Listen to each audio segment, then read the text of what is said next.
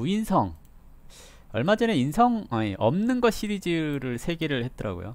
하는 김에 없는 것 시리즈. 오늘은 무인성.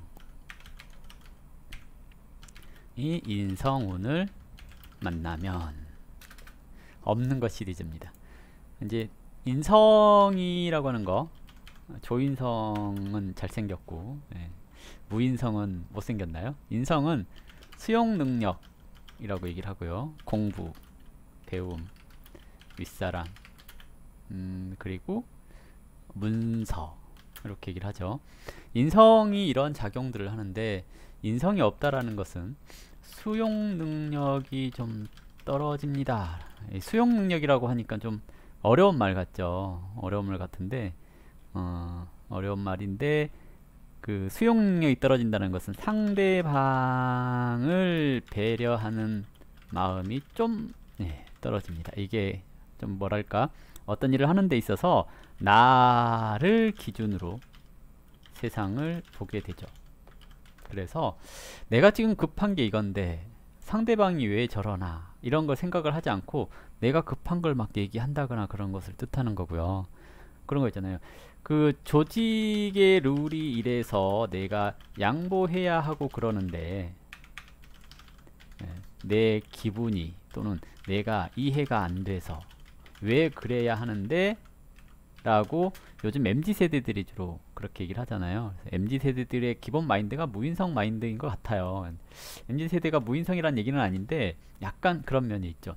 인성이 없으면 약간 브레이크가 잘 안 잡히죠. 그래서 이 말은 식상이 살아있다는 의미죠. 식상이 살아있으니까 뭐예요? 내가 생각하는 것이 바로 표현됨, 내가 하려고 하는 것이 바로 행동으로 나타남, 이렇게 얘기를 하는 거잖아요. 인성이 없으니까 식상이 살아서 움직이니까 이렇게 행동을 하는데, 이게 이제 관이라는 윗사람의 눈에는 버르장머리가 없죠. 그래서 경관하기 쉽고 라고 얘기를 하는 거고요. 대신 일간이 근이 튼튼하면 식상생재하죠. 식상생재했다라는 것은 돈을 만들어낸다는 얘기죠. 그러면 결과가 잘 나옵니다 라고 얘기를 하는데, 근이 튼튼하지 않으면 견관하러 갑니다. 견관하러 가면 생각 없이 움직이는 것 같아요 라고 얘기를 하는 거죠. 생각 없이 움직였다라는 것, 자기는 생각 많이 했다고 얘기를 해요, 물어보면. 근데 주변에서 보면 생각을 많이 안 했다고 얘기를 하는 거죠. 그러니까 즉 인성이라는 수용력이 부족하니까 공통된 의견 또는 사회 전반적인 조류를 인식하지 못합니다. 받아들이지 못해요 라고 얘기를 하죠. 그래서 막 이렇게 자기가 뭘 잘못했는지를 모르는 거예요.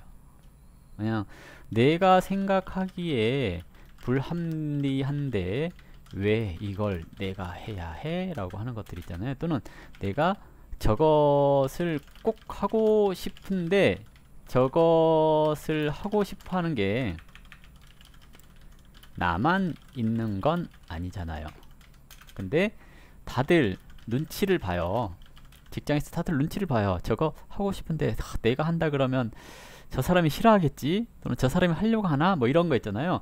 양보 이런 거를 하는데, 나는 그러니까 무인성은 어라? 아무도 안 하네? 내가 해야지? 라고 하는 거예요. 그래서 왜 니들 안 했냐? 그래서 내가 한 거다 라고 당당하게 얘기를 하는 거죠. 이거 이제 누가 잘못했어요? 신청 안 한 사람이 잘못했지 뭐. 그러잖아요. 눈치 없이 신청을 안 하고 그래.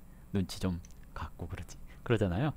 얼렁얼렁 신청을 하면 될 거를 신청을 안 하니까 무인성이 아무도 안 하는데 뭐 내가 하지 뭐, 이런 거 있잖아요. 그런 거 있잖아요. 내가 할 수 있는 직급이나 짬도 안 됐는데 내가 하는 거죠. 근데 이런 사람이 인성 대운을 만나면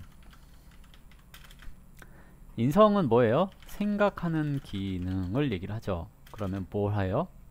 아, 내가 이렇게 사는 게 맞나? 라는 삶의 회의감이 생깁니다. 왜? 없다고 왔으니까. 근데 이게 중요한 건 뭐냐면 초년에 오면 올바른 습관을 기르기도 해요. 그러니까 어렸을 때 왔으니까 공부하는 거 당연하죠. 근데 중년에 오면 우울해지죠. 말년에 오면 뜬금없이 만학도가 되는 겁니다. 되거나 내가 왜 이렇게 살아야 하지? 라고 생각을 하게 될 수 있습니다. 왜 중년에 오면 우울해지냐면 무인성했다라는 것은 자유분방하다는 얘기잖아요. 네. 중년에 왔으니까 통제를 가합니다 라고 얘기를 하죠. 누군가 간섭해요. 잔소리해요. 이렇게 얘기를 하는 거거든요. 그래서 누군가 간섭하고 잔소리하고 그러는 사람이 생겼으니까 우울하죠. 대운에서. 그러면 이제 이런 시기에 뭐해요? 나는 자유롭고 싶은데 자유롭지 못해서 라고 얘기를 하는 거고요. 공부해라 라거나 실력을 키워라 라는 것들을 얘기를 하기 때문에 이때 공부하고 그러는 경우도 많이 있습니다. 세운에서 오면 식상이 관을 극하고 있으면 인성이 와서 식상을 극하죠. 그러면 억눌려져 있던